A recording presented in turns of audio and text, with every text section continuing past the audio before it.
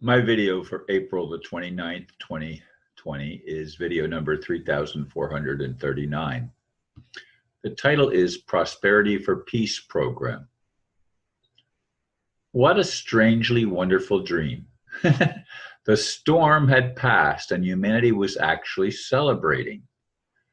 Yes, it was just a dream, but hopefully it was revealing what lies ahead for humanity as we go through a time of insanity that I don't think was ever like this before, certainly not in my lifetime in the United States. Some of the latest reports I've gotten are now saying Cinco de Mayo, May 5th, will be the time the curfew will be lifted because the major criminals, AKA the global elite, will have been arrested to face military tribunals for crimes against humanity. Of course, that date is observed to commemorate the Mexican Army's victory over the French Empire at the Battle of Puebla on May 5th, 1862, under the leadership of General Ignacio Zaragoza. The victory of the smaller Mexican force against a larger French force was a boost to morale for the Mexicans. Will we as humans ever be able to celebrate a victory over the insanity of a worldwide cabal that has infested our planet for eons? Will the currency revaluation, RV, actually put funds into the hands of visionaries who want to help humanity achieve peace on Earth? I wrote down just the title after the dream yesterday, which was actually in the early afternoon. I woke up and I felt such elation. I don't remember all the details of the dream, but I remember the feeling of, wow, it's about time. Because I have wanted to see peace on earth since I was a little boy. And I didn't understand, I didn't comprehend some of the insanity that I now know has been going on this planet for a very long time. And war has been a game to the international bankers, to the elite establishment, to the Rothschilds and Rockefellers. And some say what's going on in the United States between the Democratic and Republican Party is actually a clash between the Rockefellers and the Rothschilds. Is that true? I don't know. I don't know. Again, I try to look at information from different sources so that I can get a perspective, but it's not easy. And I do have a predisposition to wanting peace, to wanting harmony, to wanting the world to actually work for the highest good of the majority, not for the highest good of a very small minority that has a game plan of total control and domination over humanity. I'd like to see the universe expanded. I'd like to see humanity be able to actually explore other solar systems and other places in the, and not just this galaxy, but perhaps other galaxies as well. I'd like to have an expansion of consciousness that would allow us to see the insanity of limitation, of thinking that it's just about me and mine and what I want. I'd like all of us to want everyone to be uplifted. Everyone. And stop the craziness of trying to dominate other people. I don't want to be a dominant person. That's an egocentric malady, a poison that has infested the planet for who knows how many eons, how long.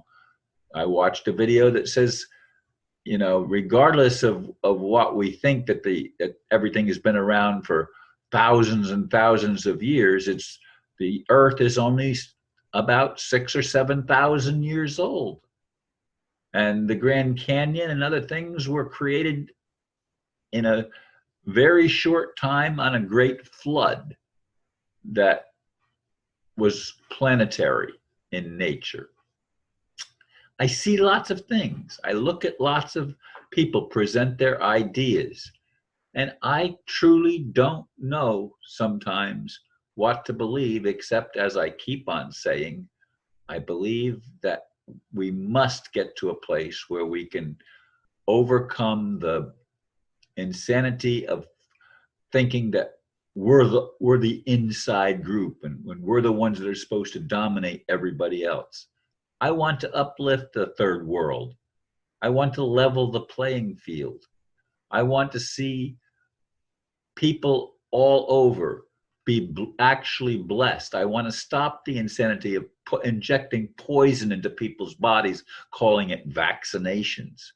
That's been going on in third world countries, especially in Africa, for a long time. That's where we do a lot of the experimentation. When I say we, I mean the elite establishment that operates through the United States and through the British Commonwealth and through the Western European nations. I'd like to see everybody reach a place where we could open our minds and our hearts to loving. What is wrong with learning how to love one another, to listen to each other? We all have a story to tell. We all have a history, a personal history in our own lives of what we have experienced.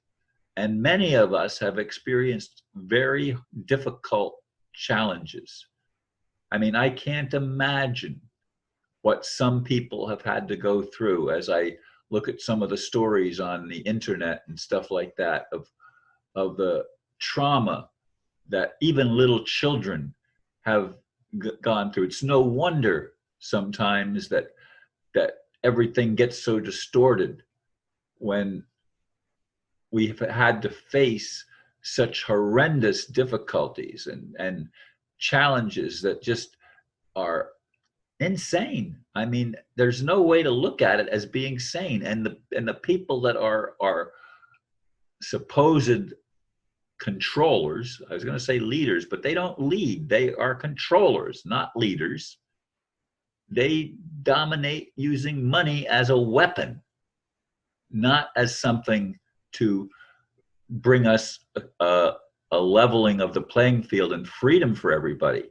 That's why I've jumped at this idea of a currency revaluation, an RV that empowers and enriches people that have a vision for a better world, not a world at war, but a world at peace, a world where we help one another, a world where we actually learn to put into practice some of the spiritual principles of loving one another that are taught to some degree in all religions. But religions, as I've said so many times, have been used just to divide us from one another, to get us to butt heads and to say that my religion is the right religion. No, the United States is not the best nation on earth. Christianity is not the best religion on earth. Caucasians are not the brightest people on earth. You know, all of this stuff that seems to be an unwritten thing that's been going on to divide us for so long has to be exposed, and we need to see each other as brothers and sisters, regardless of our religions, regardless of the color of our skin, regardless of the things that have been used to separate and divide. We need to find a way to bring us back together, to listening, to loving, to caring about one another, and to helping build a better road to a better tomorrow, a program for prosperity and peace for everybody. Thank you, folks, for listening, and namaste.